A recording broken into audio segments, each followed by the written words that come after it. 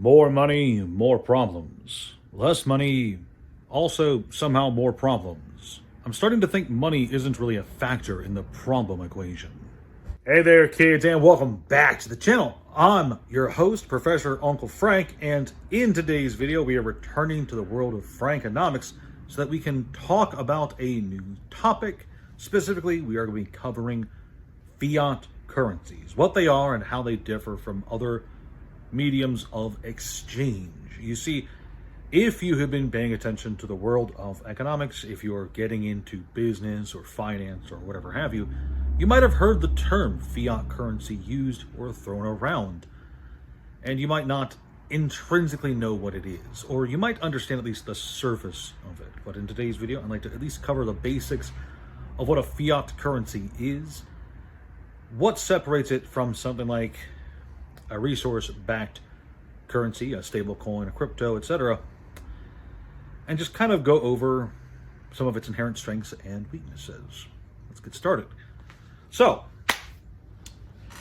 in essence, purely based on if this were a dictionary description, a fiat currency is merely any medium of exchange that is printed by and enforced by the government in charge. A fiat currency is government-mandated money, whether it come in the form of coins, notes, bars, or whatever have you, whatever form that money takes.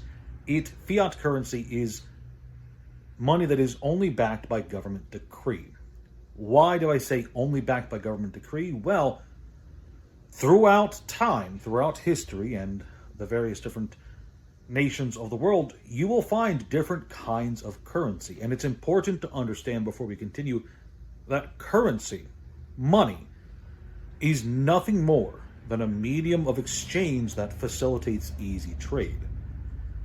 That is the core job of money. Money is not money if it cannot be used for exchange. Basic stuff, right? Now, for most of human history, not all of it, but most of it, money has been backed in some way, shape, or form by some sort of resource, whether that resource is animals, water, precious metals, whatever have you.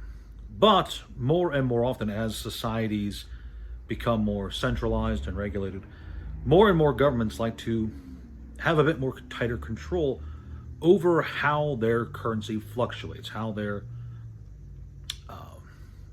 money works, basically. And so they tend to, not always, but they tend to shift towards fiat-based currency systems, where the value of the currency is initially set by the government, and the amount and supply of that currency is determined in some way, shape, or form by the government. Now, in case you guys haven't caught on by now, the US dollar is a fiat currency. The only thing back in the US dollar right now is the government mandate that it is currency usable for exchange. That's it.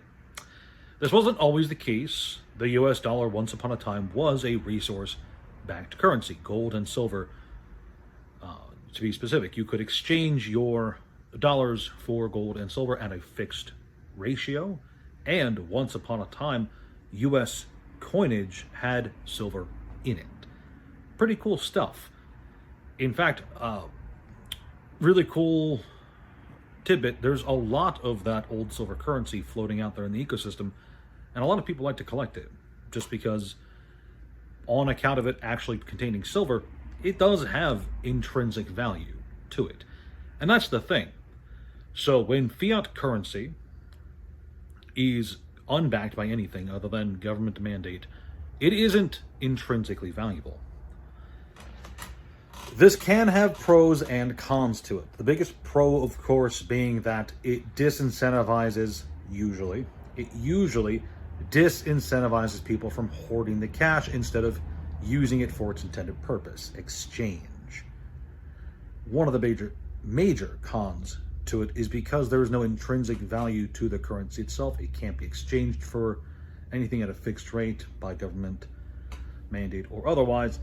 It tends to be a bit more chaotic and can fluctuate, especially when it comes to things like government printing, inflation caused by government printing, rowdy price markets, etc. Because something to note about fiat currency, since it's not pegged to any kind of standard, since you can't exchange your dollars at a fixed rate for other resources like oil or gold or whatever have you, whatever that resource is, fiat currency, by its very nature, as a result, is intrinsically a fluctuating value of exchange. A fluctuating value medium of exchange. There we go. Sorry. I'm not an economics major, so maybe don't use this video as a resource for your college dissertation. So, now, the biggest problem fiat currencies have is a direct result of that lack of stability. That doesn't intrinsically mean fiat currencies are bad or that they are inherently worse than resource-backed currencies. It does, however, mean that they can be more risky to hold on to. Because yes, that is a thing. Currency can by itself be an investment for some people. Just like how cars, houses, physical property like the land, much like any other asset class, money itself is something that people can invest in. Fiat currency isn't always a particularly wise thing to invest in just because of its inherent inflationary nature. In fact, over the last 100 years, just to use an example, the US dollar has lost something like 90-ish% of its buying power on the market as a direct result of inflation. In fact, the US dollar now has roughly the same buying power of a US penny from 100 years ago. That is an inherent problem with fiat currencies, but it's not an exclusive problem to fiat currencies. A lot of people tend to focus on fiat currency as inherently inflationary, but that's not an exclusive problem to fiat currencies. I mean, way back in the day, the Roman Empire had issues with inflation as unscrupulous emperors would debase the value of the silver coinage that they were printing and producing, which led to those coins being worth less and less over time. So just so we're clear, inflation and currency debasement is not a fiat exclusive issue. It can happen to basically any stable form of exchange if a government in charge is unscrupulous enough. But it is more pronounced with fiat currencies, I think, if only because there's nothing to fall back on as the currency devalues.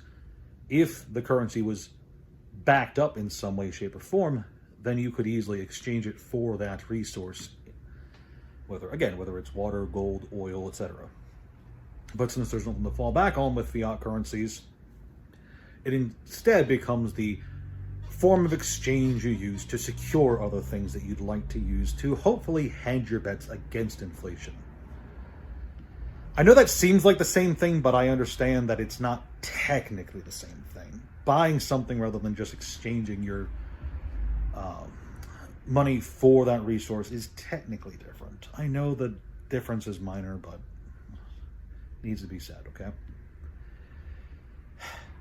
Now, what other kinds of currencies are there? Well, as we've already said, there are resource-backed currencies, not just old coins for the U.S. or older versions of the U.S. dollar, but stable coins. There are cryptocurrencies out there right now that have that same asset-tied value in them. They're called stable coins. Then there's purely speculative asset classes, which is what most cryptocurrencies are. And part of why I don't like crypto so much is because it's mostly a speculative asset, but I suppose that's neither here nor there. What matters is, in this video, loud motorcycle, zipping past, wanted to just get out the basics of fiat currency, explain what it is. I have done that, and I don't want to ramble on too much, so I hope you enjoyed this little, very brief lesson into the history of worldly currencies and the explanation for what fiat was. If you liked the video, please like, share, subscribe, leave a comment down below. Am I completely crazy? I think so. I'll talk to you guys later. Thanks so much for watching. Have a great day.